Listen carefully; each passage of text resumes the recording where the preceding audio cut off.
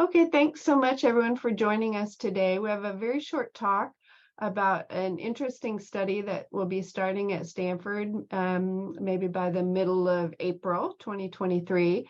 And we have the principal investigator, Leila Montaser Kouhsari. She's a movement disorders specialist at Stanford. And then the research coordinator, Jiwon Yeon. She's a PhD, a postdoc actually at Stanford. And so Dr. Montaser Kouhsari will start us off with just a general introduction, and then Dr. Yeon will continue on. All right, great. So we are actually having two studies. One is that, I'm basically running it by myself, and then there is like another study that we're running it with another collaborator, Dr. Gardner, and also with Dr. Yeon, that she's here and she's going to tell us more about it. So so the study that I'm basically working on is looking at the memory and visual integration deficit in Parkinson patients that can cause decision-making impairment, and also can cause some issues with gait. So the question that we are kind of trying to address in this study is that, our PD patients are able to use learned information that, we call them like priors, to make decisions under uncertainty. Usually, when we are in an uncertain environment, let's say that, you walk in a room and there is light, so you can use the visual information in that environment to walk. But then when, in the evening, you try to turn on the light, you don't have electricity. So you basically try to walk in that environment just based on the memory that you have from like where things are. So you're using that sort of like prior information from your memory rather than like using information in your surrounding. And we were wondering that, how much PD patients are able to use that, information from the memory to make either like motor decisions or sensory decisions. And then we're also wondering that, how much dopamine can actually help. So like the Cinemet that patients are taking, can it really help with correct this issue if they are not, able to integrate memory with sensory information. So patients that we are interested to recruit are PD patients that they're in the mild to moderate stage.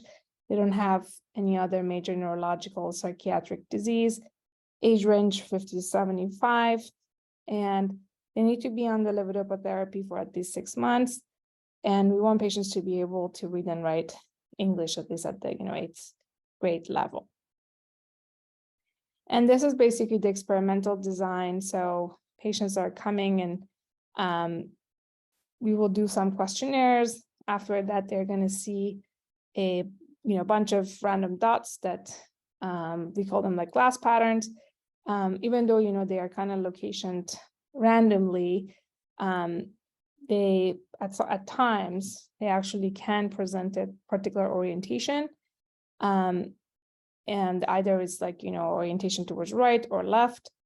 And then the task is basically to report what is the orientation of this glass pattern, this random dot that you see on the screen. And they have different colors, and patients are going to get feedback after each choice. They know that they did it correct or incorrect. And we have some training phase, and then we will have the actual test that we will actually introduce some noise, and then basically so sometimes guessing this orientation is easy and sometimes it's hard. So this is basically the part that patients will learn how to do this task, and then they can use that memory in order to do the task better. And we can actually assess to see that if this integration between memory and visual processing happens or not. We are also, for the gait part that I actually mentioned, we are collaborating with Stripe PD. This is a company that recently came up with a program that is on the Apple Watch. It's like an app. So we are providing an Apple Watch to patients that don't have one. So that allows to, measure the gait parameters when they're walking. If they have tremor, we can measure that. Then we also get some information about their balance. For these tests, we need patients to come to the lab 2 times. One time on medication, like they take their medication an hour before coming, and then another time they basically don't take the medication for 12 hours. So we want to see them when they're on medication and when they are off medication. And so we measure gaits in the lab, but also, when they go home, they're gonna wear the watch at times that they want, and we can get like more information through the watch as well. And the watch has the quality that you can actually put in your symptoms, put in when you're taking the medication, and that you can have access to this information yourself as well. So when you go to your doctor, you can actually bring that information to them so that they have more data to look at to adjust your medicine compared to just examining you in the office. So these are all the slides that I had. Okay, Jiwon, you want to share your slides? Sure. I'm going to stop sharing. Okay.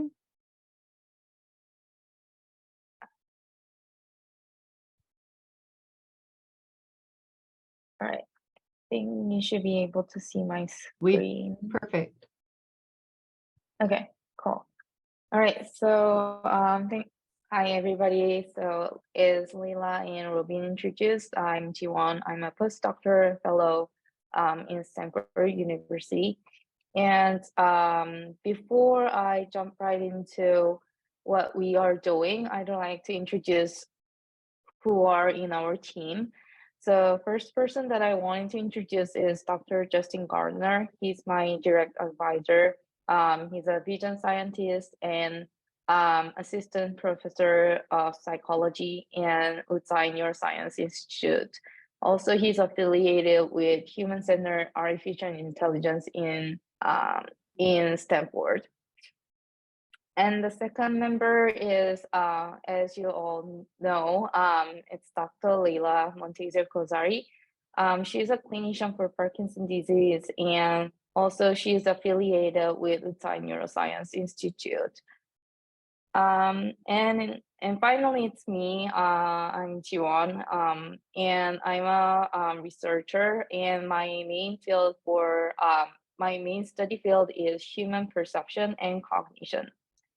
So why are these 3 people gathered and what we wanted to achieve? We wanted to build a new model or new method that can patients with neurodegenerative diseases can track on their diseases progresses at home easily. And once we build this new method, we think that it will help you to reduce a lot of time and cost for dealing with your disease. And at the same time, for clinicians, it will be also helpful to communicate more easily and keep track on their patients' symptoms. So how are we gonna achieve this? We are going to collect a bunch of eye tracking data because eye data, the behavior of your eyes are closely related to the brain and deficits of the brain. So the co-recurrent impairments of more than often it can reflect it in the how your eyes are moving. So we wanted to collect a large data from patients with neurodegenerative diseases so that we can build a model that can capture the subtle differences between in the eyes between the different symptoms of the diseases. When you participate in our study, you're going to wear this glasses type eye tracker while doing some simple daily activities. And this picture is the exact device that we are going to use. So it looks just normally like regular like glasses. And there are like cameras that capture your eye movements. And also it has at the center, it has a another camera that sees the view that you are seeing. So the device will collect your eye movements, and then also it will record the scenes that you are seeing and the audio as well. We are thinking of collecting the eye data in two different situations, one of which is in clinic condition. So, and you're gonna be like assigned to one of these two conditions if you are participating. So in case of in clinic experiment, you will visit the clinic and you will wear the this glasses type eye trackers, and then do some daily activities like looking at a certain positions or grabbing a cup or something like that according to the instruction of the researcher. And the experiment will be lasted for up to 2 hours, and this is very generous expectation that we have, and we are targeting to collect and complete the experiment within an hour. And depending on the speed of the data collection, you may or may not be requested to visit the clinic multiple times. But still, we are trying to complete one experiment within a day in an hour. The second condition that we wanted to collect the eye data is at home, at each participant's home.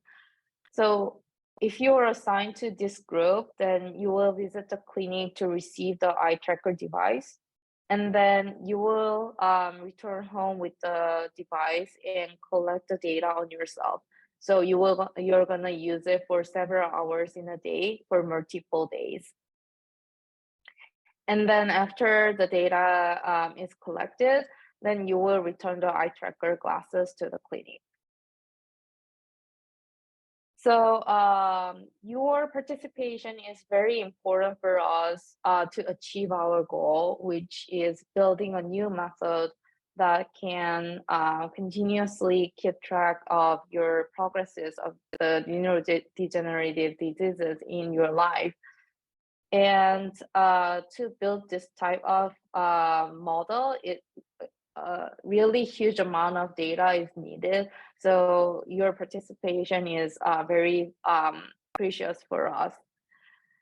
And if we successfully completed this project, then we are anticipating that this output of this project will be very helpful for both patients and clinicians in the future. Here is my email and text, my phone number that you can reach out to me if you are interested in participating in the study. And also on the right side, there is a QR code that you can see. So if you have a phone, like you can put up the camera, and when you capture it, then it will show you a link where you can submit an online form for the participation. And if you feel more comfortable talking to Dr. Leila, you can reach out to her email address. Before I get some questions from you, I brought up some questions that I expect that you might have. First of all, am I eligible for this study? Once you show your interest for the participation, I will reach out to you and see whether you are eligible for the participation. Basically, we are looking for a person who are in between like 40 to 80 and have normal or mild deficits in cognition and have Parkinson's disease.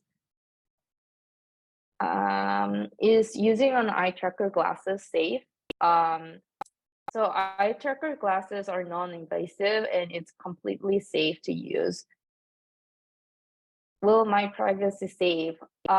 We recognize that this eye tracker device captures your eyes in the scene that you are seeing and audios as well.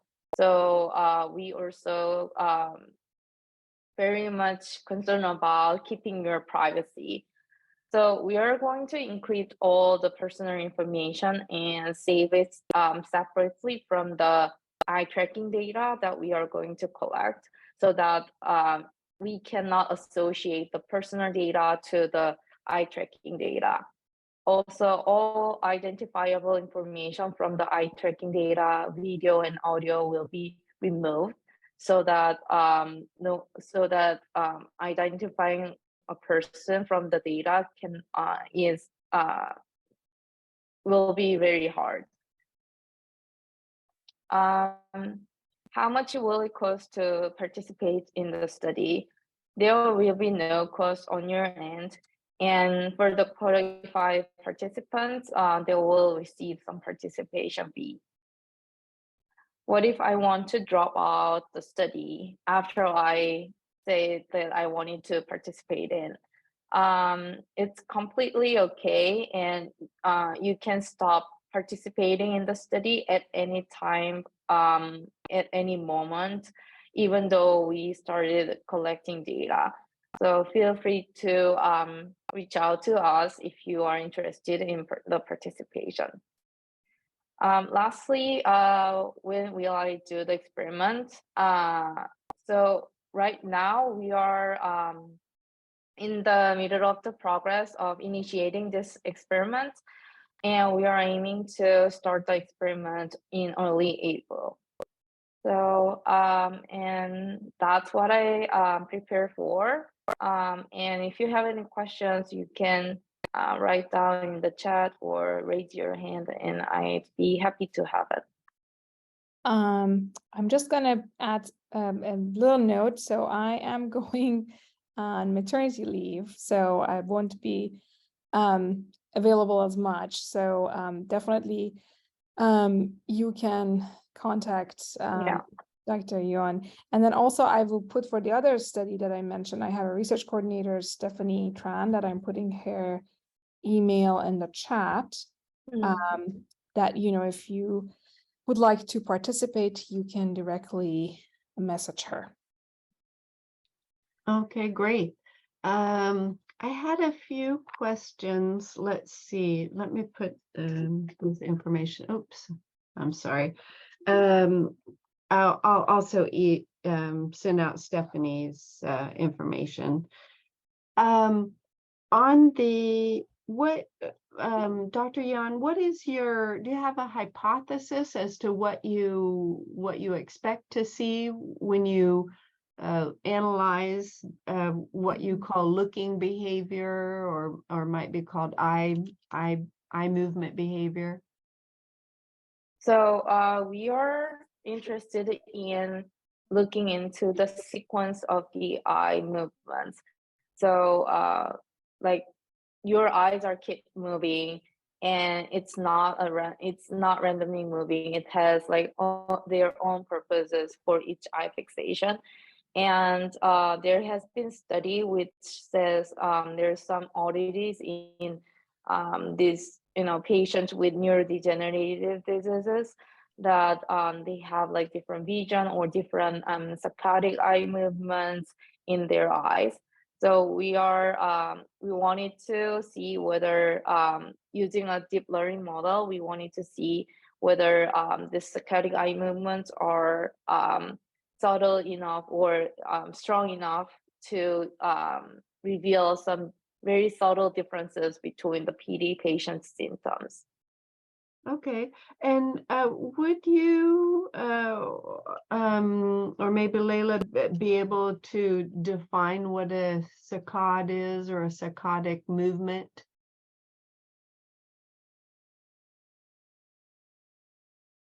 What is the question? So I think this is going to be like a lot of different ways so I think the models try to to pick up what are the differences between the normal eye movement and abnormal eye movement. So like the controls eye movements, let's say, and then the patients with the neurodegenerative disease eye movements.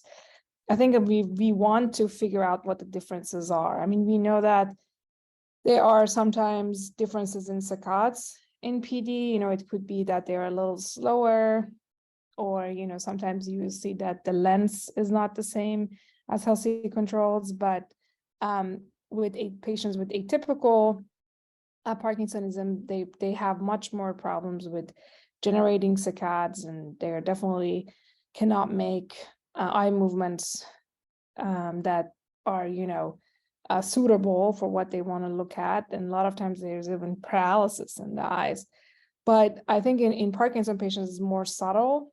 So that's why we're hoping that when you have like this, more data, and then not in the just laboratory, like, more in the environment that patients are, doing their daily activities, we can actually, with more computational approaches, we can find the subtle differences between the way they look at the world compared to the healthy controls.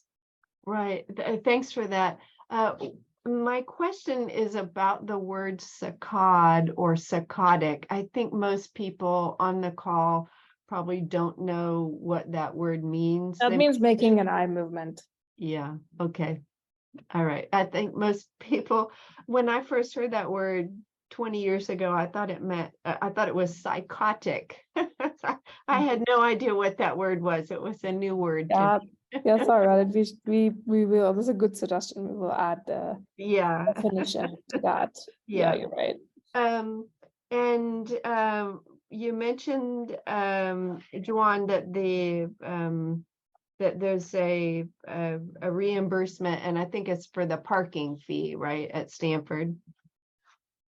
It's for the parking fee, and also we will sometimes we will pay for the participation fee as well. Like there will be, we are thinking like $20 per hour, so which is not a great amount, but like it's kind of like showing our gratitude for the participation, for participating. Right. Okay. Yeah, the same for our experiment as well. All right. Very good. And you said that you're looking for people with both normal cognition and Parkinson's disease, and also mild deficits of cognition and Parkinson's disease. Could you say how you will determine whether someone has normal cognition or mild deficits in cognition? Yeah, so there is this simple survey type of test that you will do once you are first screened for this process. And based on the score that you get from the survey, we can decide whether you have, normal to mild cognitive deficits. Okay, and you're also, I want to make sure it's clear that people know that you also want healthy controls to participate, that you actually you're recruiting for a group of healthy controls as well. Right. Yeah. Okay, great. Does anybody else have questions? We hope you can participate. So just to summarize, there were 3 studies, hopefully I counted that correctly, 3 studies talked about. One was the ability to learn behavior.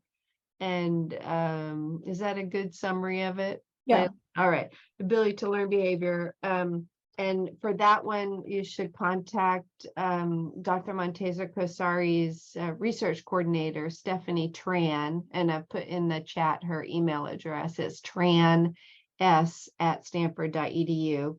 Then there's the Strive PD study, which is going to use an Apple Watch or an app on the Apple Watch, and the same contact there, Stephanie Tran. Yeah, so the Strive and the behavioral, they're kind of together.